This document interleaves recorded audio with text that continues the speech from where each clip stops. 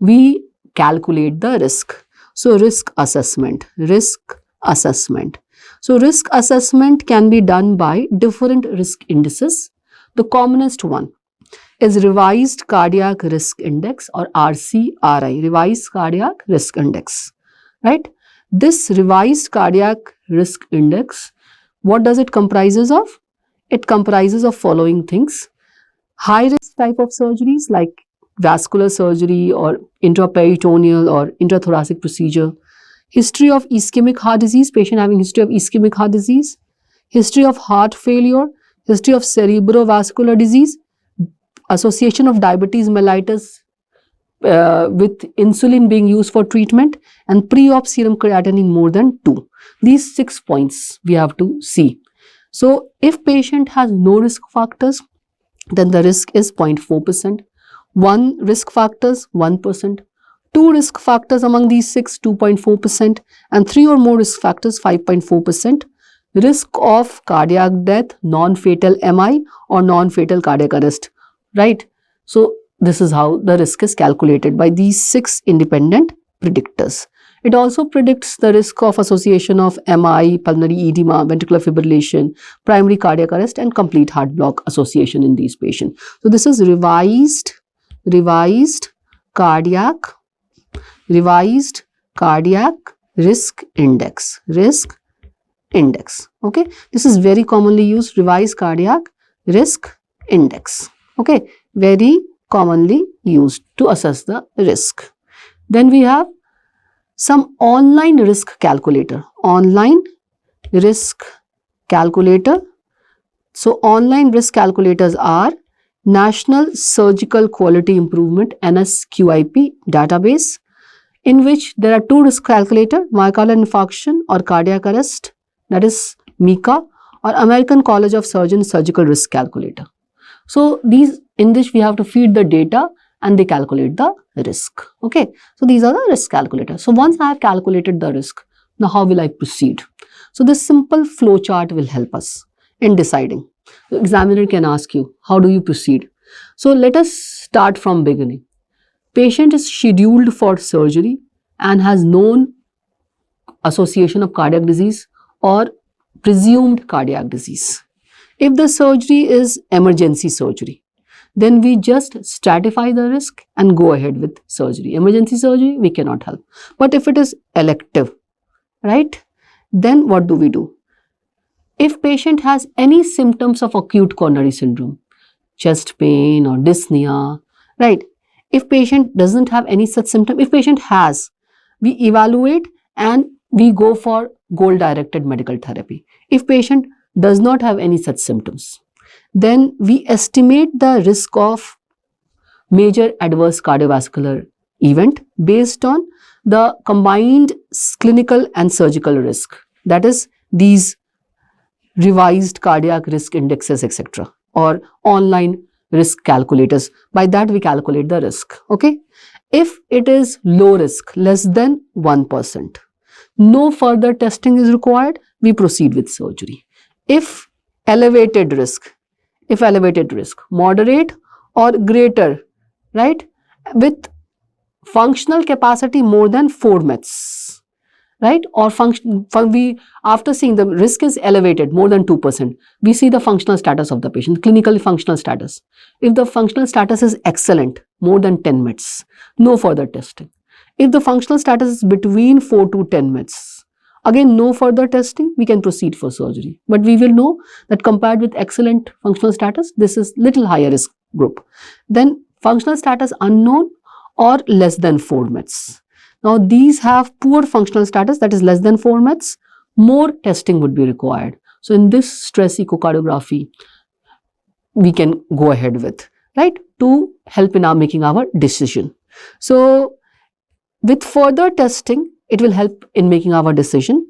So if on further testing, nothing positive got, right, then we can proceed to surgery according to the goal-directed medical therapy, or we can go for alternate strategies, less palliative strategies. Patient with poor functional status, patient with, let's say, elevated risk, we can go for alternate management. We, instead of going for surgeries which are associated with higher risk, so we can go for palliative treatment. Okay, so we can go for palliation. And if patient cannot undergo the stress echocardiography, normal stress echocardiography, then pharmacological stress testing can also be done. And if pharmacological stress testing is abnormal, then medical goal related therapy like angioplasty etc. can be done prior to surgery and then taken the patient for surgery. So interval, first we have to improve the patient's function status and then we have to take the patient for surgery, right? So this is how we decide. Okay, so examiner can ask, who are very high risk patient? Very high risk, the patient who are with a very elevated risk, very high risk. So what patient comes under very high risk?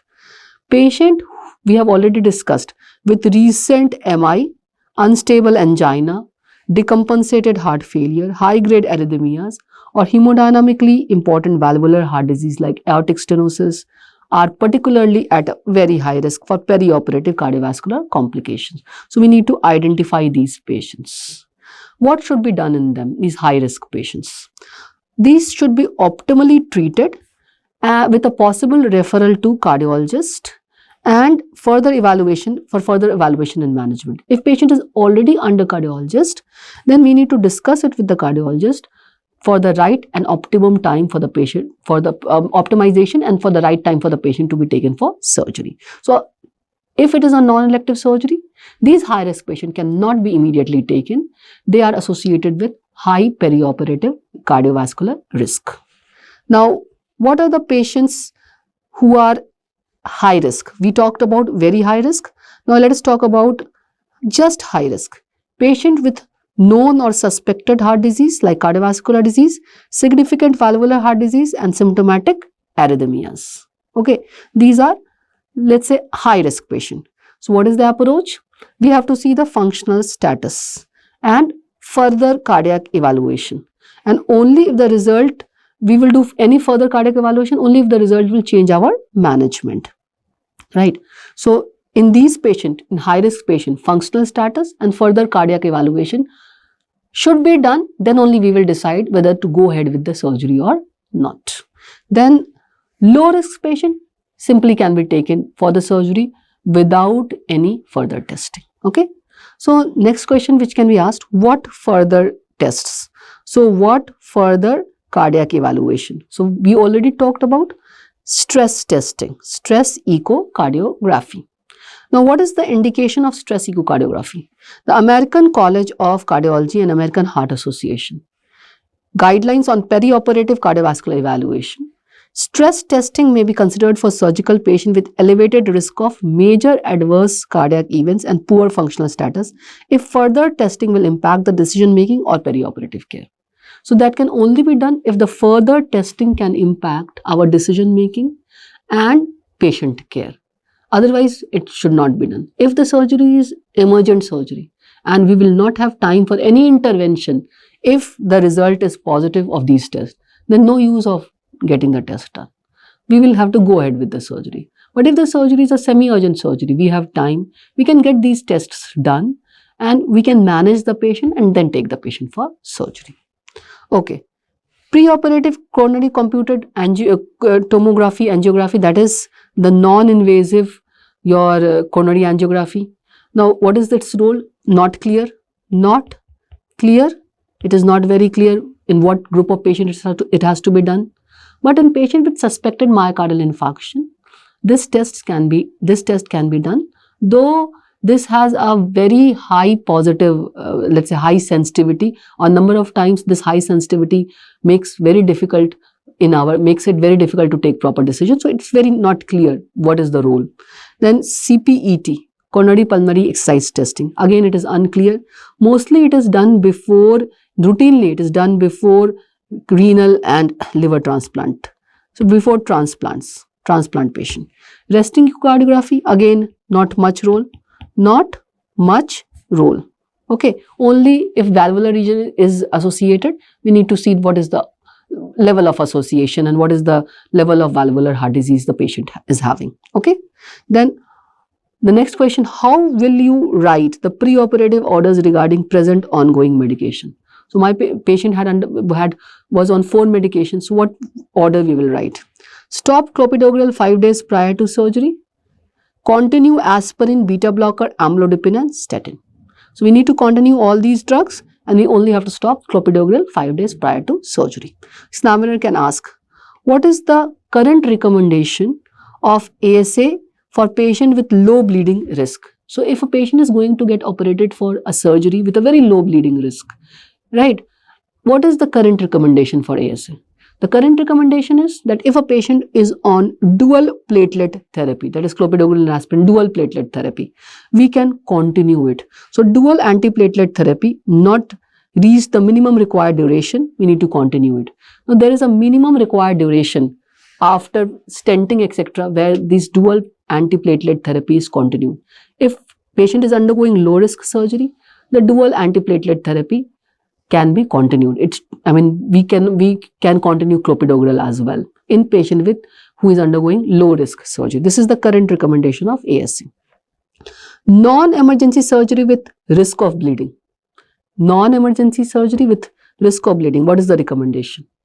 So in non-emergency surgery, right, for at least 6 months, right, deferring non-emergency, not time sense, that emergency surgery, for at least 6 months as opposed to shorter time period. This is the recommendation applies to both drug-eluting and bare metal stents. So if patient is on drug-eluting or bare metal stent, postpone the surgery for 6 months